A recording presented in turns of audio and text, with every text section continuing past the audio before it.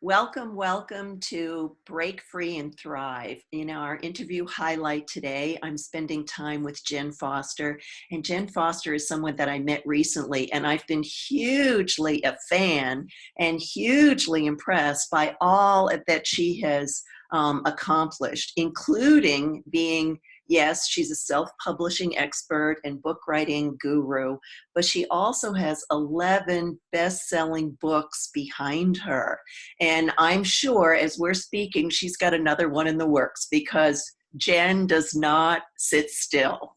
So if you're thinking about writing a book or thinking about telling your story, the person that you really want to connect with is Jenn Foster, because she actually will make the process a lot easier for you. So you're not making some of the mistakes that a lot of newbie authors do, but she will also share her expertise. And when she and I met, one of the first things that she shared with me was she wanted to know what my story was. And as I shared my story, I learned all of the things that I did wrong, and she would have alleviated that for me, but I know we're working together in the future.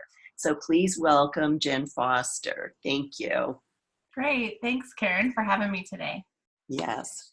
So everyone has a story, Jenn, and I would like you to share a little bit of yours rather than me rattling off all of your accomplishments and all of your 11 books. What kind of brought you to this place? Because I know you had a very influential mentor in your life, and you might want to share a little bit about your grandfather and kind of tell us about your journey. Yeah, thanks, Karen.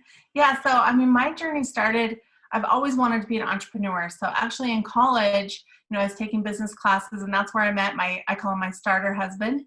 So we met there in business class, and we both knew we wanted to own our own business. So after we got married, we started a retail company, and we owned that for a long time until I divorced him. But the retail company was really great. But what happened when we were doing our company is I started doing web design and marketing for our business. And then I started doing web design for some other people's companies and a few of my friends and family. And then I just thought I should learn everything I need to know about video marketing. And so I did that so that I could, market our stores.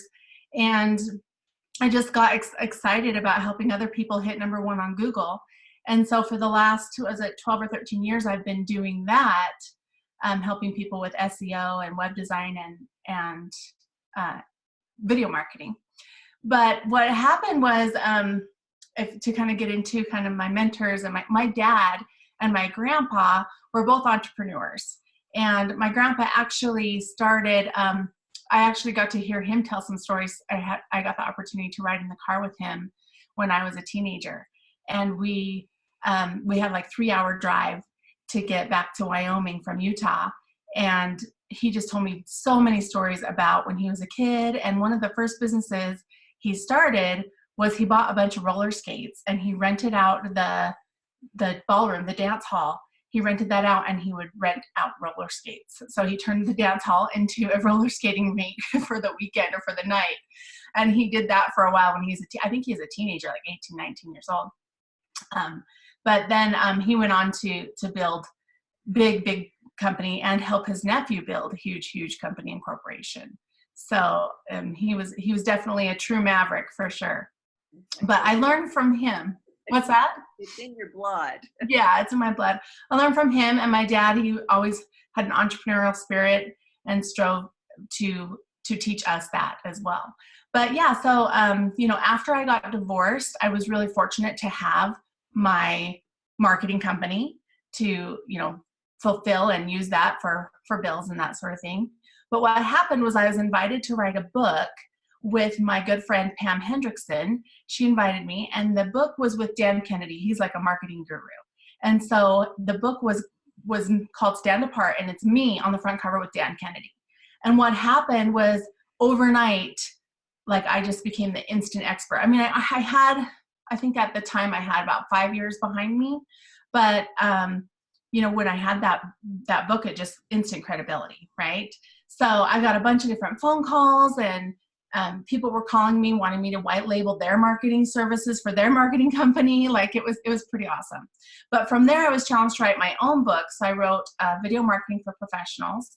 And that was exciting because, I'm a single mom at that time, 3 kids, and doing my marketing company. And I just, it was pretty cool with videos. I already knew about that. So I just recorded myself and wrote the story and then transcribed it, got a ghostwriter. It was pretty awesome. Okay. And so I was addicted after that.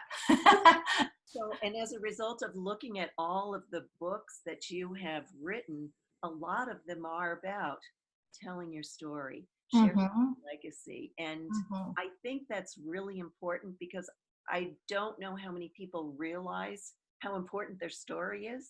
Yeah. Even to share it with family members that may not be really around to understand it. So yeah. Share a little bit of that because I know people have, influential people in their family that they want to capture that. Yeah. Well, what happened was I met my friend and business partner now for the last 5 years. We've known each other. And so we did a book writing retreat and we started writing these story starters. So we started with writing your life legacy. And then we have the write your accomplishment and success story. And then we have a bunch of other little story books that have a lot of questions in them so that you can journal and start getting ideas of how to write your story. And so they're kind of prompts and get you to write your story. And those books, those like I said, the books just skyrocket you, right?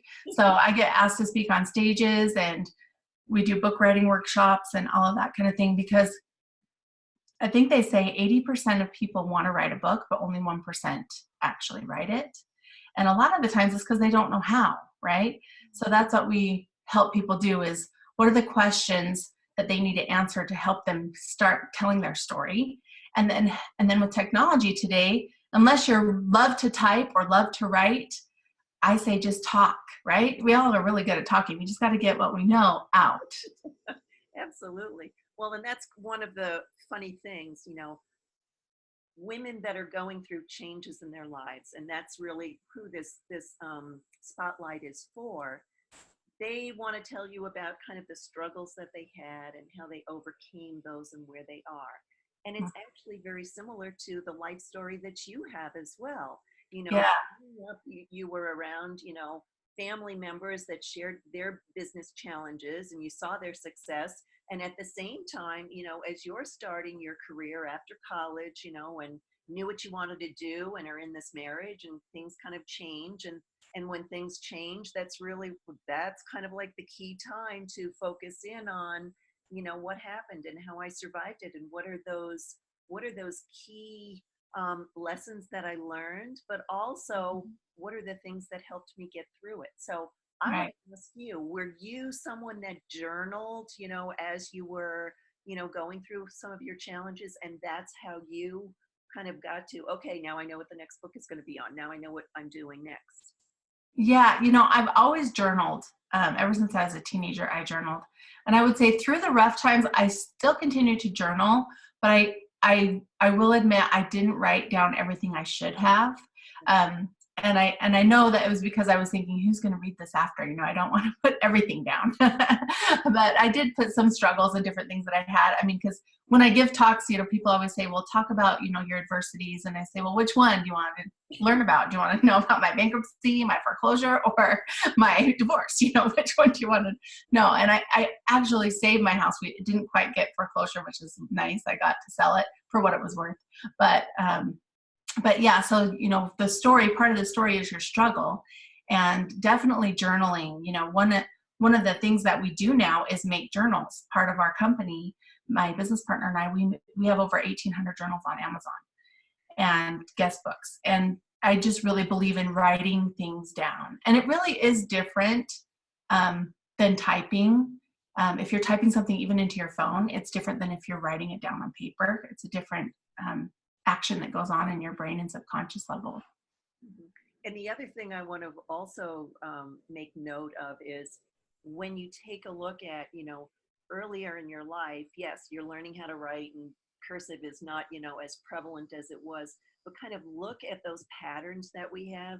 And we know some people, you know, if they're in the medical industry, you know, you can never read a doctor's signature, and yet those are some of kind of the signals. You know, doctors are writing these prescriptions, you know, and it's just like, it's sometimes just their shorthand, and those are the messages that we kind of pick up. You know, was that an important message? Versus if you're journaling, you know, sometimes you can notice, oh, that was a tough time, and you see the, you know, the handwriting change versus, oh, I'm really happy, and it's, you know, very flowing. And sometimes you draw pictures, and I've actually seen a couple Yeah. people's journals where they, you know, they paint in them, you know, or Mm-hmm. they have these little uh, calligraphy writings, you know, and they're like, Mm-hmm. they're quotes, and they're very expressive, you know. Yeah. And that, as a result of having all of, you've seen all of these journals, I'm sure you've seen the cross section of, you know, how important a journal is to have. Yeah, definitely. And not just the journal writing, but it's you telling your story. And I think that's the biggest thing, coming back to the story. It's like, what is happening to you? Because you're unique, and it might have happened to someone else, but their story is different, right? I mean, there's a lot of stories of bankruptcy, there's a lot of stories of divorce, but everyone is unique and everyone is different. Yes.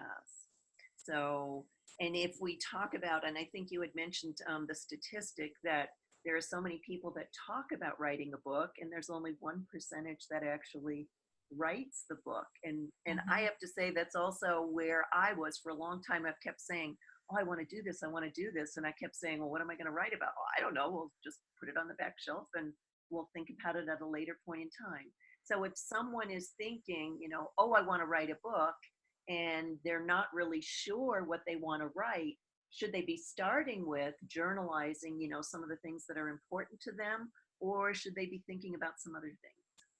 Yeah, definitely journaling and going back to, different parts of your story. But my business partner actually did a TED Talk. If you look up Leaving Your Legacy, The Time Is Now by Melanie Johnson, she did a TEDx talk about leaving your legacy and how you start writing that story.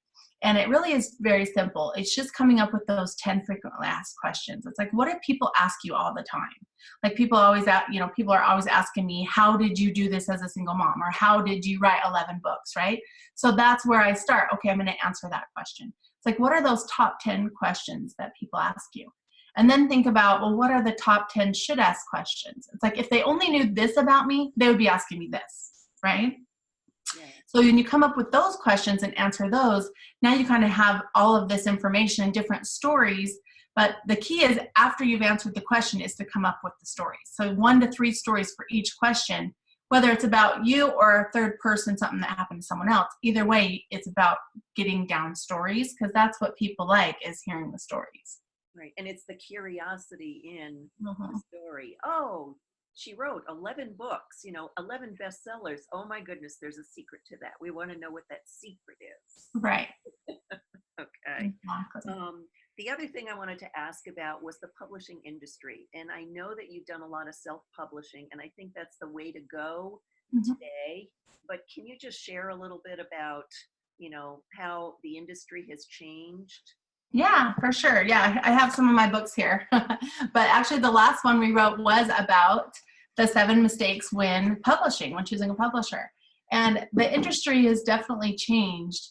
And there is some really good benefits to going with a traditional publisher, but there's great benefits for self-publishing. And then there's something in between called a hybrid publisher, which is really someone who helps you self-publish your book. And there's a lot of people out there doing that. And that's what we do, because we want you to keep your own rights and royalties. But we also want you to have marketing and know what to do with your book once you have it.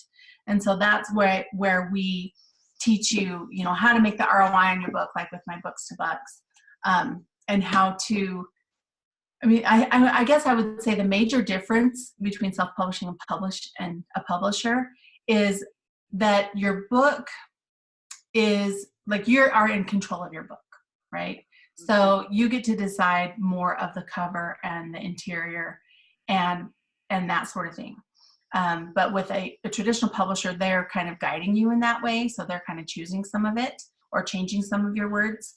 But they can get you the New York Times bestseller if you do traditional publishing. It just takes a long time, right? I mean, you want to add 6 to 9 months onto your process if you're going to go with the traditional publisher. Mm-hmm. And just know, I mean, I'm sure everyone's heard the Jack Canfield story where he knew he only made $1 a book. And so he had to come up with how to sell 1 million books, right? And so he thought about that and figured out who his audience was to sell 1 million books. But, you know, that's the thing, you're only going to make $1 a book. So having that call to action in your book is what we teach people that are self-publishing, and having something in your book that's bigger than your book. So we use our book to help sell a bigger service. Now, if you're a fiction writer, there's still podcast tours and different media tours and different, depending on your genre, different book signing parties and different things you can do to make money with your book. But nonfiction and even biographies and autobiographies, there's so many speaking opportunities that you can get paid to speak and make a lot of money with your book. So it's not just about book sales, and that's kind of what my book's about, the Books to Book. Okay, and I have read it, and there are just so many tips along the way that each chapter is just chock full of, these are the things that you can do to really benefit and make money from your book. So thank you. I also wanted to ask the questions because I'm not sure really people understand the process. So if you're going to the traditional publisher, you're kind of submitting I'll say a proposal to them, and then you kind of work with them, and that's a much more lengthy process. I mean, you said that sometimes it takes 6 to 9 months, and I've actually heard people say that sometimes it can take like 2 years. Yeah, I would say add 6 to 9 months to whatever time you were planning on for your book. So you have to add that on. So yeah, like 1 year to 2 years, 1.5 to 2 years, just from the start. And that's after they accept you. Like you were saying, submit your book. So some publishers won't allow the author to submit the book. So then you have to go get a book agent. And the book agent's like the middleman person you have to pay to go and get you a good publisher. So they'll submit the proposals to, your top 5 or however many places that you want to submit your book to. But then those books have to be accepted, right? And then after it's accepted, then plan on 1 year to 2 years before your book's even out. Well, and it wasn't I think it was Jack Canfield that was saying he had submitted the book to I don't know how many different publishing houses, and it was just like they kept telling him no, and he kept being persistent. So that process alone can take additional time. Yeah, for sure. I think there's a book out there called Go for No. Expect a lot of no's when you're going with a traditional publisher. Okay. And then if you're going with self-publishing, I suggest, finding that person who's going to help you self-publish and getting different quotes from different hybrid publishers and figuring out, who you resonate the most with. Yeah, and that's exactly what you help folks do, because there's a meeting that takes place and you kind of go through what the process is and kind of set expectations. And I think that's the important part. When I went through this process, it was a learning experience for me. And as I said earlier, I learned all of the things that if I were to do it again, I would do it differently. And I actually worked with someone else on a collaborative publishing book. And I felt like I was the one that was kind of giving my chapter, and I really didn't get a lot in respect to what I received back. So it's just being aware of all the opportunities that are available to you. Right. Well, and just knowing, like a lot of the times it's just knowing. So like with that collaborative book, I actually know about maybe 6 people who have a collaborative book out there on Amazon, but their name isn't on it. They don't have an Amazon author page. They're not utilizing it. And if they only knew some of the stuff I know or some of the stuff in my Books to Bucks, they can use their book, even though they only have 1 chapter in it, to go and do different things. But that Amazon author page is huge. So if you have a book out there, look up Amazon Author Central and get your Amazon author page. And if your name isn't on as an author, like if they just did 2 people as the author and then they just maybe have you in the description, then contact them and ask them to add you as an author so that you can be tagged or you can claim it as your book, right? Right. And that was one of the things that I actually had to go back to that publisher and say it only has your name on it, and yet there Yeah, were 22 other people, and he was just like, well, I right. didn't have to do that for any of the other books, and I was like, yeah, but I want it for this one. Yeah. Well, and even if they just put a list, like we have a collaborative book where we transcribed our podcast, and we just have the list um, inside of the description, because I think they only allow 10 people attached to the book, but in the description you can add it, and they can claim the book. So that there is different ways to do it. But yeah, I was just thinking of something else that was important to say about the books. Oh, I know what it was. So if you have a collaborative book, one of the things that I was taught is you can actually take just your chapter of your book and upload it as an ebook for just $1. And yeah, it's only a chapter. It's not a full book, but you're not going to list it for 20 bucks, and you're not going to do a paperback. You just do an ebook, list it for $1, and then you can put your bio and your description in with your cover, because I'm sure you have a cover with your picture on it, right? Yep. So you could upload that.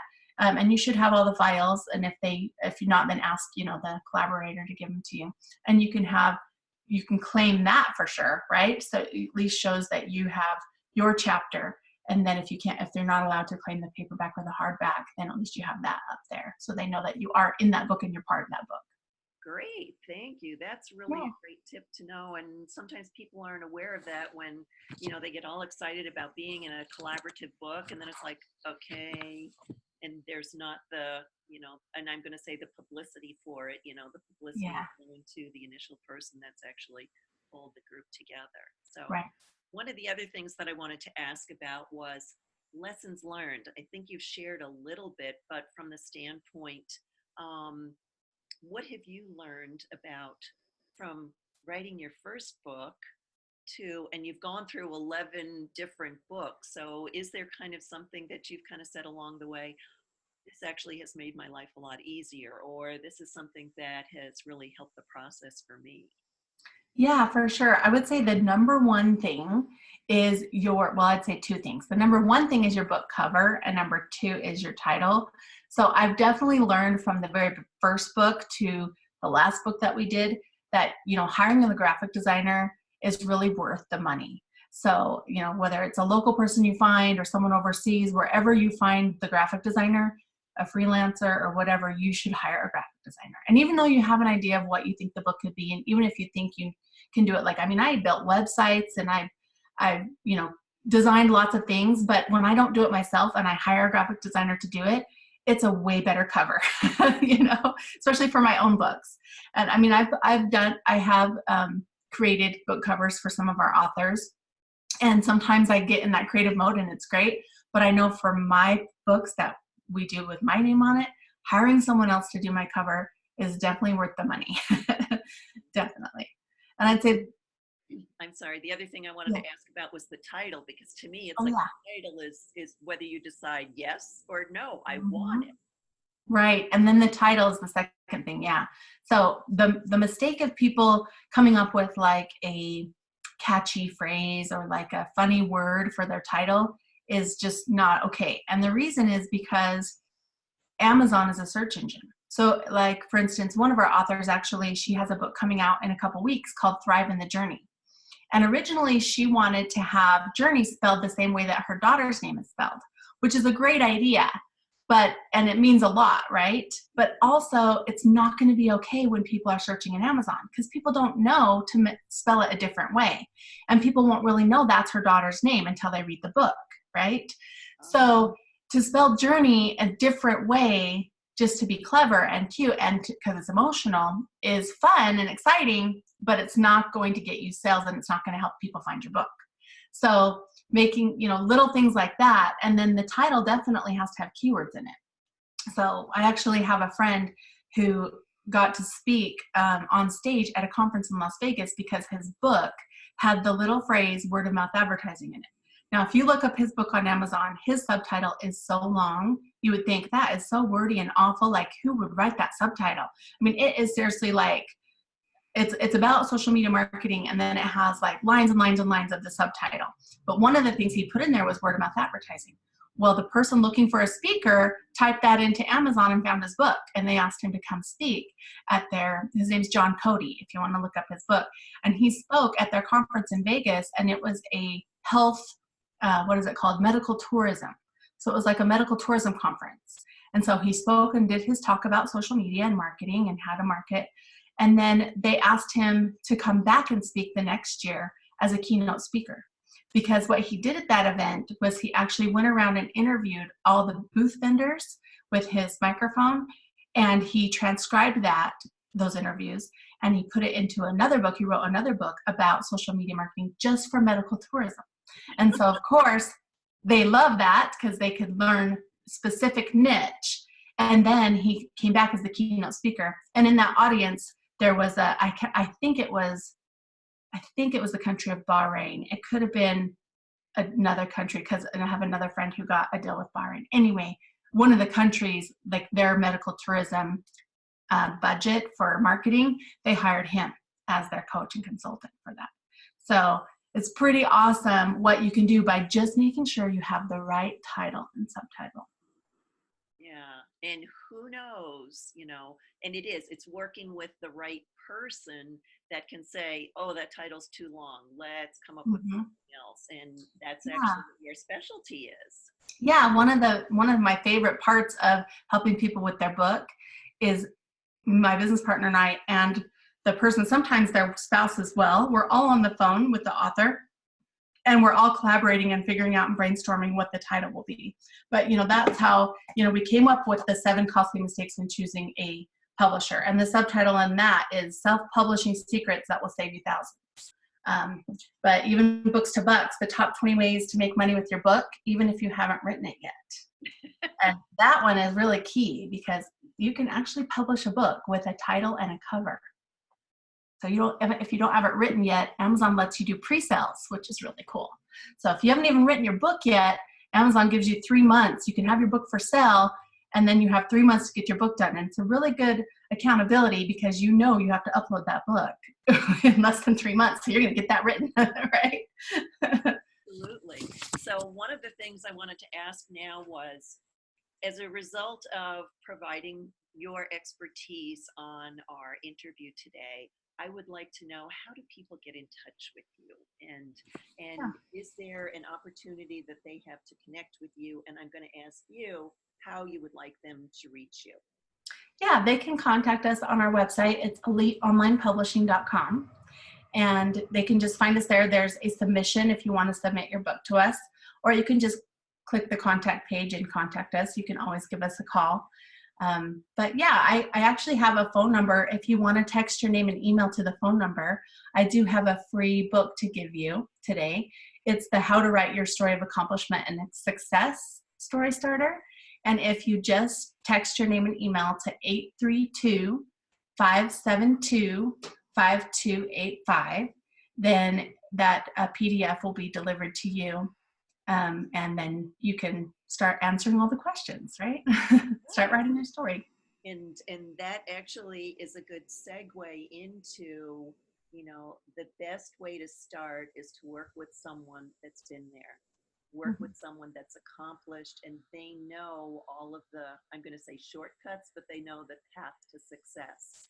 And the book that you've written here is really the opportunity to kind of prompt you to answer the questions, and then you can piece everything together and then get in touch with you to deliver that book that they've been saying, I want to publish.